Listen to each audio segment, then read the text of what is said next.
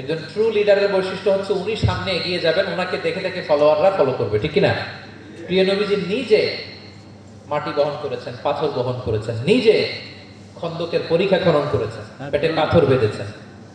এটা ছিল সাহাবাদের সাথে প্রিয় নবীজির ইন্টারাকশন, ডিলিংস, মেলামেশা। এবার আমরা একটু দেখি যে প্রিয় নবীর যারা খাদেম ছিলেন, কর্মচারী ছিল, তাদের সাথে কেমন আচরণ ছিল। আমরা তো আমাদের বাসায় পান থেকে চুল খসলেই হাত তুলে ফেলি কাজের লোকদের গায়ে, এরকম দেখি না আমরা? দেখেছেন পত্রপত্রিকায়?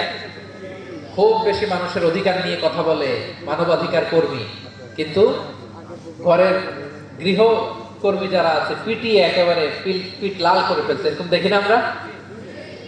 কথার কাজের কোনো মিল নাই।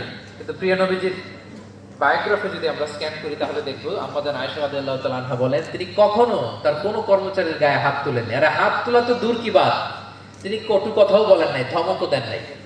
সরাসরি ওনার খাদেম আনাস রাদিয়াল্লাহু তাআলা আনহুর জবানবন্দি শুনুন। ডিরেক্ট কারো ব্যাপারে জানতে হলে আপনি তার ড্রাইভারের কাছ থেকে খোঁজ পাবেন, কর্মচারীর কাছ থেকে খোঁজ পাবেন, মানে ঘরের কাজের বুয়ার কাছ থেকে খোঁজ পাবেন, দারোয়ানের কাছ থেকে খোঁজ পাবেন।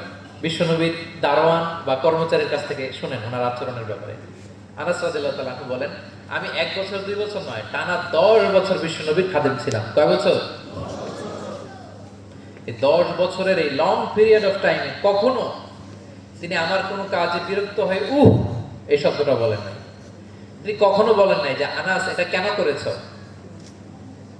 কখনো বলেন নাই যে আনাস এটা কেন করো নাই, করছো কেন এটাও বলে নাই, এটা করো নাই কেন এটাও বলেন নাই। আল্লাহু আকবার। একবার তিনি ওনার একটা জামা আনতে পাঠালেন আনাসকে, যে আনাস আমার এই জামাটা নিয়ে আস।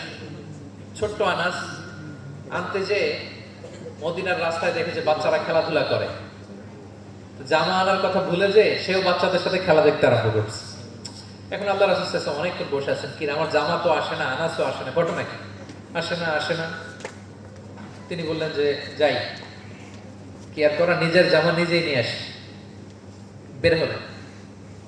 বের হয়ে দেখেন মদিনার এক গলির মধ্যে মদিনার অন্যান্য বাচ্চাদের সাথে প্রিয় নবীজির আনাস সেখানে দাঁড়িয়ে আছে। তিনি চোখ বড় করলেন না, চোখ লাল করলেন না, ধমক দিলেন না, শাসালেন না, উনি আস্তে করে আনাস রাদিয়াল্লাহু তাআলা আনহুর পিছনে যে দাঁড়িয়ে রইলেন।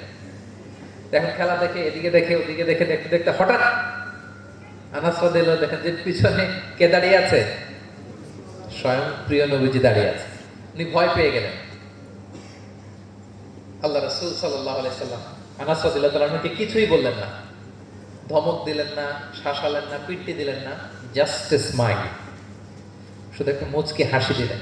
কি দিলেন? আনাস রাদিয়াল্লাহু তাআলা আনহু বলেন, সেদিনের বিশ্বনবীর সেদিনের মুচকি হাসির শাসন মৃত্যুর আগ পর্যন্ত আমাকে সোজা পথে রেখেছে। সুবহানাল্লাহ। তাহলে প্রিয় বন্ধুরা, শাসন করতে জানলে ব্যাট দিয়ে শাসন করতে হয় না, গায়ে হাত তুলতে হয় না, ধমকাতে হয় না। শাসন করতে জানলে সামান্য একটা মুচকি হাসি দিয়ে শাসন করা যায়, ঠিক কিনা বলেন? কর্মচারীদের সাথে বিশ্বনবী সাল্লাল্লাহু আলাইহি ওয়াসাল্লামের আচরণ ছিল ঠিক এমন। এবার আমরা দেখি স্ত্রীদের সাথে কেমন আচরণ করতেন তিনি। স্ত্রীদেরকেও তিনি আগে সালাম দিতেন। স্ত্রীদেরকে কি করতেন? আগে সালাম দিতেন। আমাদের মধ্যে একটা ভুল বোঝাবুঝি